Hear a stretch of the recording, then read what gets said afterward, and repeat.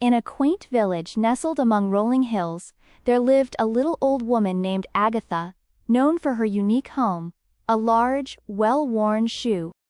Though her home was peculiar, it was cozy, and Agatha was as spry and full of energy as anyone half her age. Her silver hair was always neatly tied back, and her bright blue eyes sparkled with kindness. Agatha had 10 children in her care, all orphans she had taken in. Despite her humble means, she provided for them with love and care. Life in the shoe was challenging, but it was filled with joy and laughter. The shoe itself had been transformed into a cozy home, with multiple levels created by carefully placed wooden planks. The upper levels served as bedrooms, with each child having their own small space to sleep.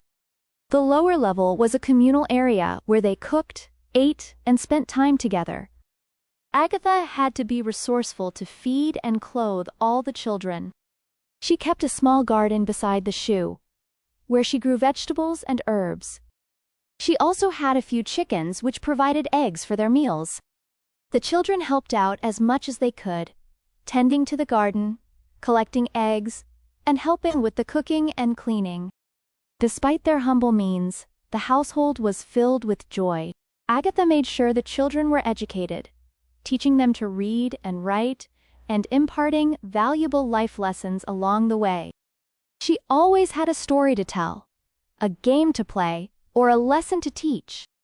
One stormy night, as the children huddled around the fire listening to Agatha's stories, there was a loud knock at the door. Standing outside was a tall, shadowy figure in a dark cloak, his face obscured.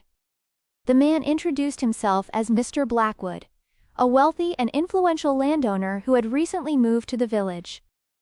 Mr. Blackwood offered Agatha a generous sum of money to buy the land her shoe house stood on. He claimed he needed it for an important project, but Agatha, sensing something was amiss, politely declined. Mr. Blackwood's demeanor darkened. "I advise you to reconsider," he said, his voice low and menacing. But Agatha stood firm, refusing to sell the only home the children had ever known. The next morning, the village was abuzz with rumors that Mr. Blackwood had sinister plans for the land.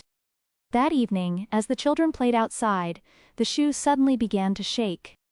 The ground beneath it trembled, and the children screamed as the shoe slowly began to sink into the earth. Agatha rushed outside, but it was too late. The shoe was swallowed up, leaving only a deep, dark pit where it once stood. The children were safe, but their home was gone. Desperate and heartbroken, Agatha and the children were left with nowhere to go. Mr. Blackwood reappeared, this time with a smug smile.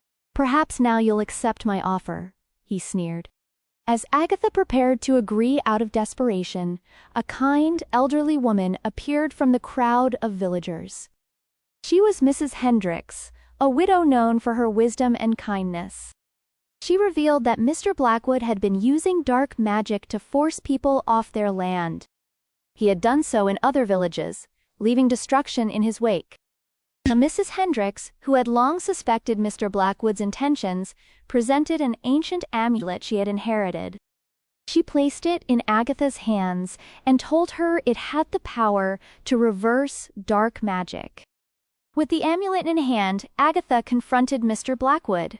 As she held the amulet aloft, a brilliant light erupted from it, surrounding the shoe's pit.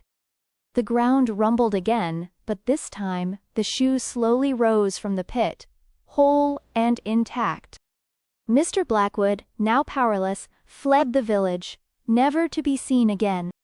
The village celebrated Agatha's bravery, and Mrs. Hendricks offered her and the children a place to stay while the shoe was restored.